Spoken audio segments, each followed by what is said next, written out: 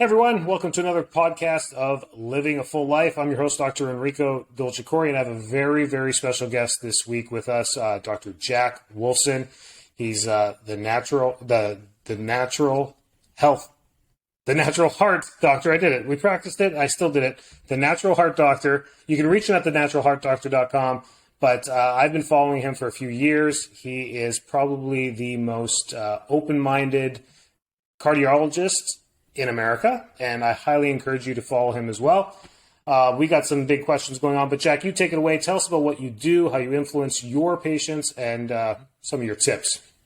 Yeah, most certainly. Thank you for having me on. I appreciate it. And I guess you can call me a heart doctor. You can call me a health doctor. It's all kind of synonymous. Listen, us medical doctors, if you will, we're really good at putting labels on people, right? Someone's got cancer, someone's got diabetes, someone's got coronary artery disease or dementia or whatever it is.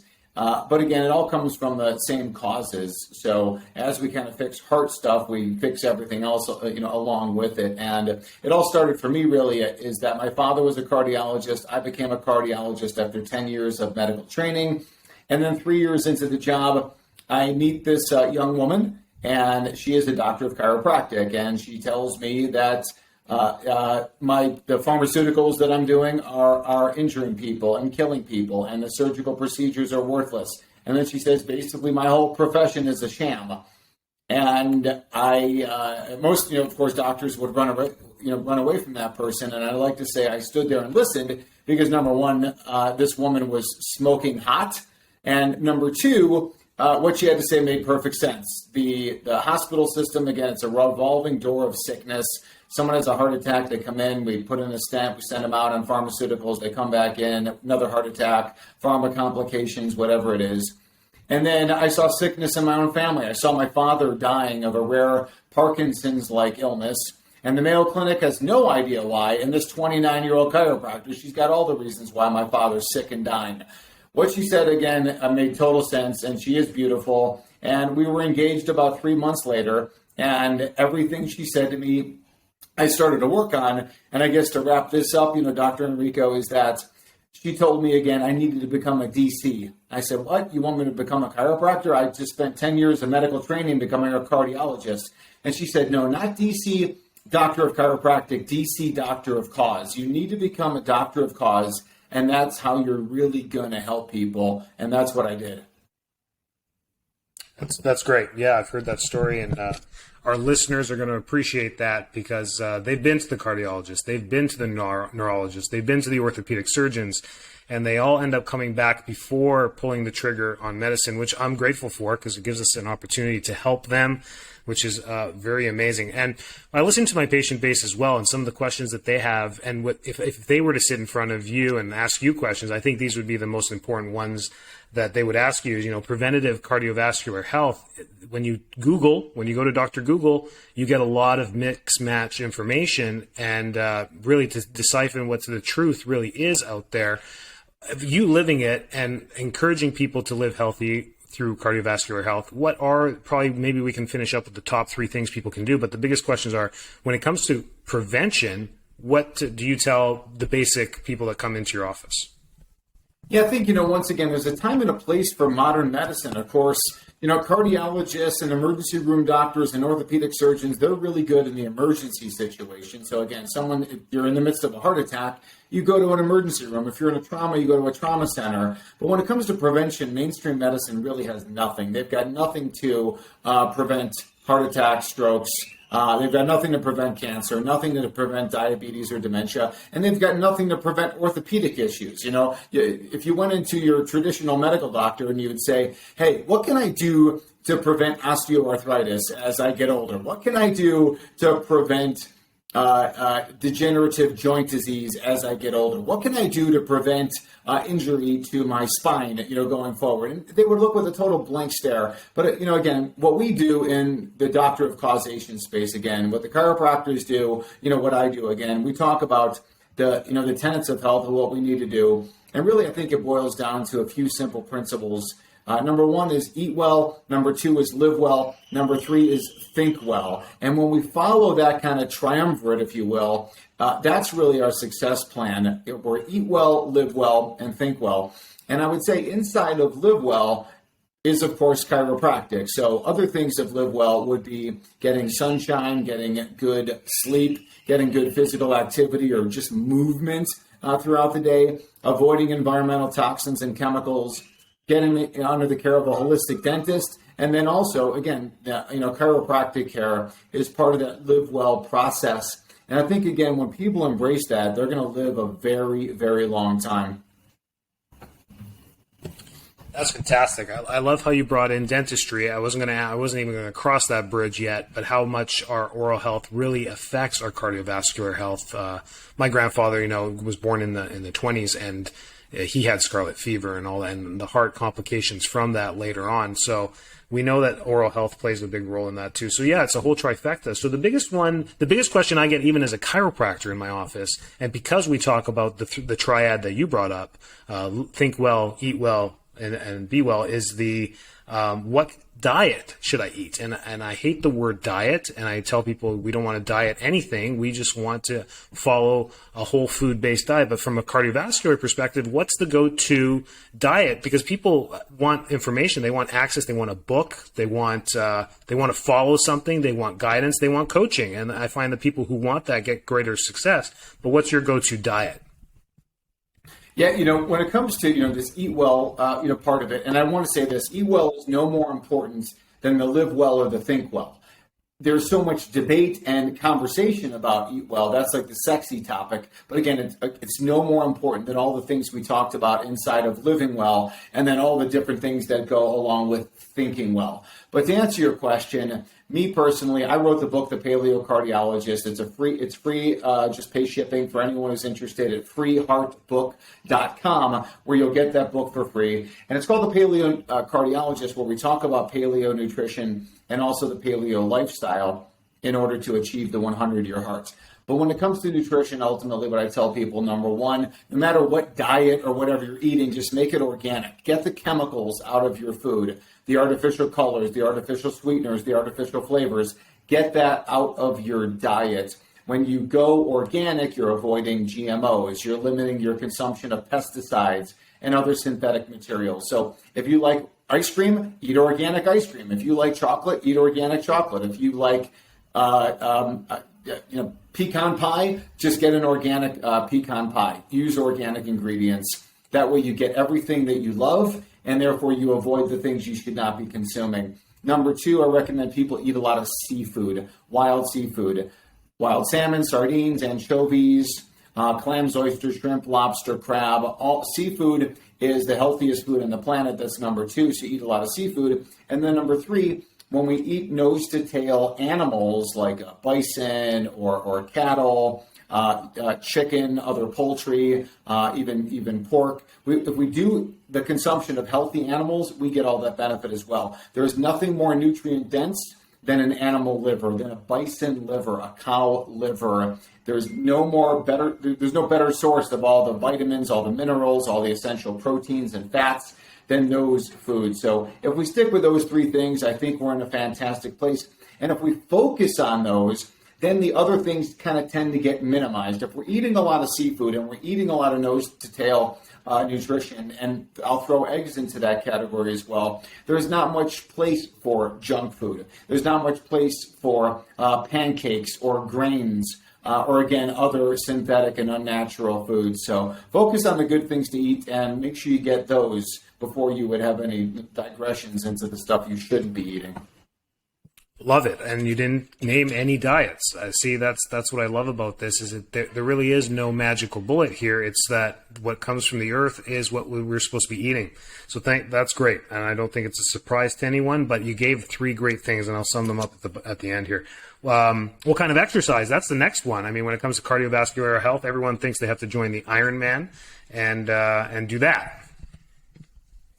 Well, when it comes to, physical activity, right? When you say the word exercise, somebody's blood pressure goes up, or they think about, like they get stressed out just by that word. So I try and limit the word limit the usage of the word exercise. Of course, it is in the common lexicon, and it is what people understand. But even if we kind of say, well, physical activity or even just movement, so I'm standing right now. I'm at my standing desk and I'm moving, around. The movement of going outside, even just going for a walk, going for a hike, going for a bike ride. So just the movement activity of what our ancestors used to do, they were always moving. Now we're always sitting. We're always sitting in a chair. We're sitting in a chair at a desk, at a table while we're eating. We're sitting while we're driving. It's just so much sitting that's going on that we want to just focus on that movement. Understandable. Listen, sometimes we have to sit and that's okay. But if we focus on the movement, and what I like to tell people, Doc, is, put it into your calendar where you get these reminders throughout your day to get up and to move. So for example, say, you have lunch at, typically noon. Well, can you get out at 11:30 and go for a walk? Depending on where you're at this time of year, Northern Hemisphere, it is cold. If you're in Chicago, if you're in Minneapolis, if you're in Boston, if you're in Seattle, again, just put on the right clothes and get outside and be active, preferably in the sun. That's the way to do it. The most evidence really comes for what's called high intensity interval training, where you kind of run up the mountain and then come slowly down the mountain. That's really, again, this kind of interval activity, but movement, using your body weight for physical activity. That's all great. That is great, and that's where we tell our patients too. I mean, to join a gym or join a program right away, we're just programmed into this. And as a chiropractor, I want to tell them, wait, that's a big leap. I don't think you've been sitting for 10 years. CrossFit is probably not a good idea to sign up for on Monday, but they're just programmed to go and do that. And from an injury prevention standpoint, I try and guide them in the right direction. So you put it very well. Just get up and move. I mean, there's studies out there that show you sitting is worse than smoking and some physiological statistics that come out of that. So yeah, get up and move. I love that. Just make time to move. All these apps now on our phones and our watches are all doing it. It's programmed in there. If you have a Fitbit or an Apple Watch, it tells you get up and move. And there's a reason for that. That's great. And I think if I think also, if you were to go do CrossFit, it's like, okay, just, and again, whatever activity you're going to do, just start slowly. You don't want to, I'm 52 years old. I'm not going to join a CrossFit and then try and compete with the 25-year-olds who are in there. Like, I'm going to go in there and just do my things. I'm not going to try and lift things that I shouldn't be lifting or do things that I'm not going to be, that I'm not accustomed to doing. Whatever your activity is, the key really is to start slow. Where we find people get into trouble, it's like the 50-year-old guy who played high school football, 30 plus years ago. He hasn't done anything since. He comes out to Arizona, for example, and he tries to hike up a mountain and he drops dead, again, because he's just not prepared for it. Yeah, there's that too, where we just push the limits. And then, the cardiovascular questions is, what else can I do? People always want to do more. And you just told them all they have to do is a little bit of everything. What are other things that you see? I mean, go through some of the crazy stuff. Every time I meet you, there's 5 minutes of a talk somewhere in a lobby or something, and you give me a crazy story about occlusion of an artery or the statistics in cardiovascular health and cardiology that we have been blindfolded on as society, thinking that, as long as I have clean valves, I'll be fine, or as long as I drink a little bit of alcohol, it'll clean me out. Stupid little things that we've been taught. What are the big ones that, always wows people when you tell them? Well, again, like the best-selling drug of all time is Lipitor, or the generic version of atorvastatin. It's the number one drug in revenue of all time. And the statin drugs at a class blow away the revenue from all other pharmaceuticals. And the reality is that statin drugs have very little benefit, according to their studies, again, that they produce and publish. And then actually there are statin drug trials that actually show that more people die when they consume statin drugs. So one of the original studies was actually called AFCAPS TEXCAPS, and that showed more people died in the statin group. There was a study released in 2017 in the Journal of the American Medical Association called AllHat LLC. And again, that was in the Journal of the American Medical Association, one of the biggest medical journals in the world. And they found that people over 65 who took statin drugs, more of them died than those who took the placebo. And then it was reported in 2020 where the study was called Sparkle, SPARCL, and that study showed that the people who took statin drugs were more likely to die than those who got the placebo. So ultimately, again, that is just one of the biggest tragedies is the statin drugs, obviously the side effects of statin drugs, but that false sense of security. You take a big population of people and they think they can eat whatever they want, live however they want, take a statin drug and they'll be fine. And that's not true. And unfortunately, that philosophy and that mindset has led to ultimately millions of people dying prematurely because they followed that kind of mindset. Yeah, bingo. And you've summed that up greatly. I was going to say, is it the drugs not working or is it people not changing their lifestyle? And you answered it. It's we got to change what we're doing. Otherwise, the outcomes are always going to be the same. That's great there. You got a big event coming up here in February that I encourage a lot of people to go to, your path to the 100-year heart. That sounds super. I'm going to be there. That's fantastic. And tell us a little bit more about that and why you have these events going on and what you hope to get out of these. Well, as you know, and the reason why you have this podcast and why I'm on your podcast is to get the truth out to people, the truth about health and wellness. You're not going to hear this from your traditional medical doctor. Medical doctor visits are very short, and that's a good thing because the medical doctor has nothing to say during that visit. When they determine your issue is high blood pressure, well, their response is a pharmaceutical. That leads to a very short visit, but unfortunately, millions of people die because of the medical model that is solely controlled by the pharmaceutical industry. Again, if we were 150 years ago, 125 years ago, before pharmaceuticals, everybody would be seeing a holistic practitioner like you and I. That's all that there was. But then the industry really started by the Rockefellers, and how the Rockefellers co-opted the medical training and essentially got rid of a lot of holistic training facilities and promoted the only MD model that was controlled by Big Pharma.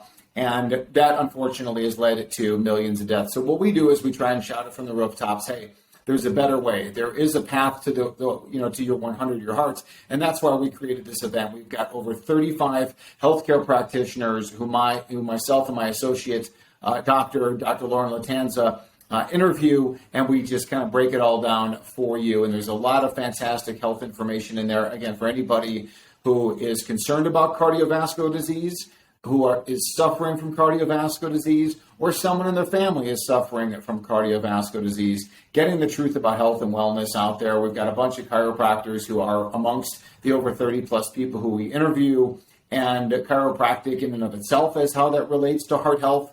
And then also just kind of what I would say is the chiropractic philosophy and the chiropractic mindset that includes that whole thing of eat well, live well, think well. That's all built into the program, totally free. And we're going to continue to save millions of lives by getting the truth out there. That's great. Thanks for doing it. Again, it's your path to the 100-year heart. So that's I encourage you to Google that, find it, and then naturalheartdoctor.com.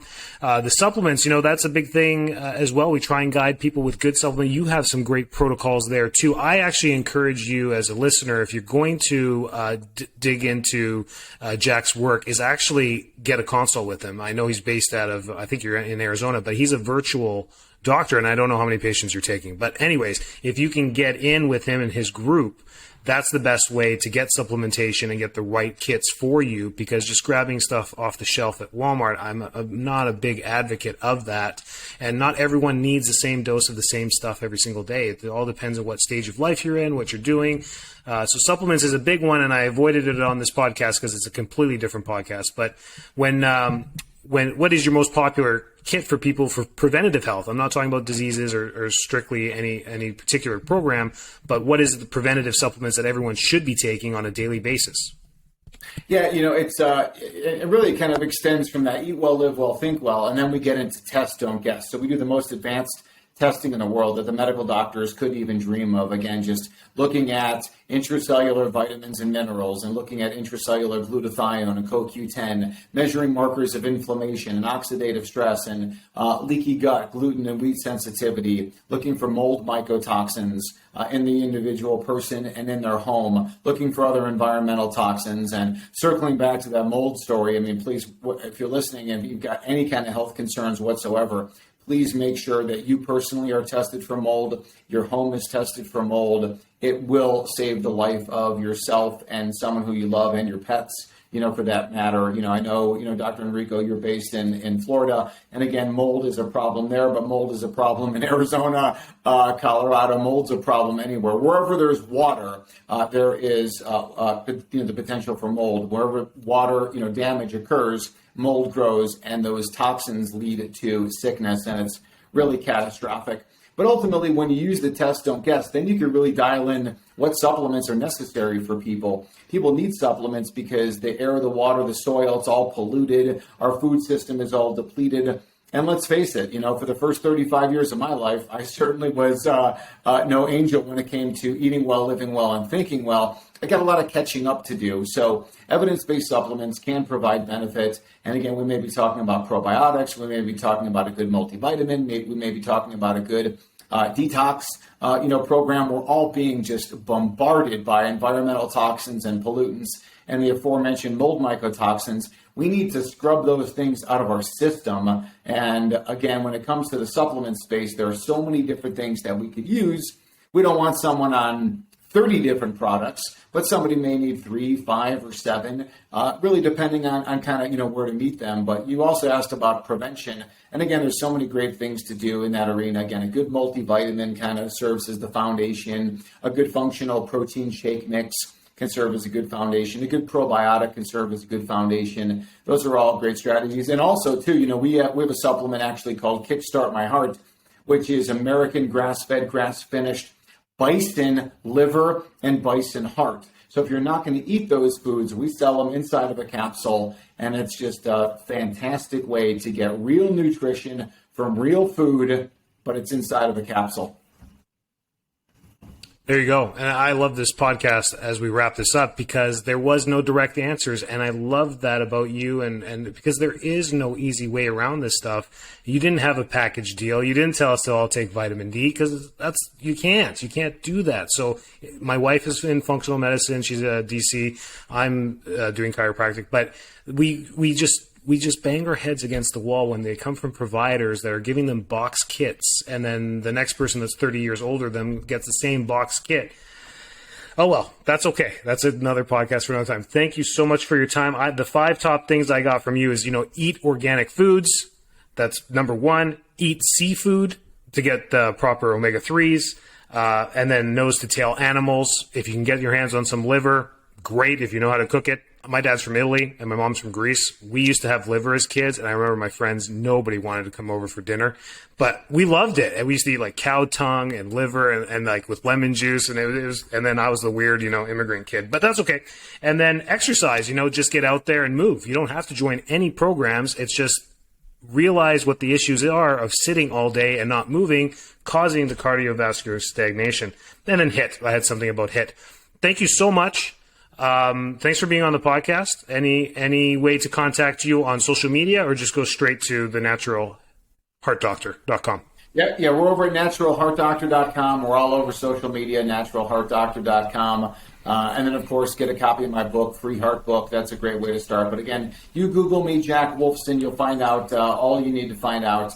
And again, I appreciate you, Doc, for having me on. It's an absolute pleasure. It's coming up on lunchtime, too, and you're mentioning kind of these, Greek and Italian foods. And again, when I think about, the Greeks and the Italians, they lived on the coast and they knew what good seafood was and they enjoyed it. And I think ultimately that's why, the Mediterranean diet is the most proven and healthiest diet, really as in existence. I think if we can kind of avoid the grains inside Mediterranean, stick more like hunter-gatherer Mediterranean, we're going to live a long time. It's one thing I learned in my life growing up on this part of the world was that how much I do have to limit the grains because it's so influential in our diet here compared to Europe. So every time I used to go back, they're like, why is everything a sandwich? I'm like, I don't know. It's what we do. But yeah, Yeah, it's great. Thanks so much. We'll catch you around.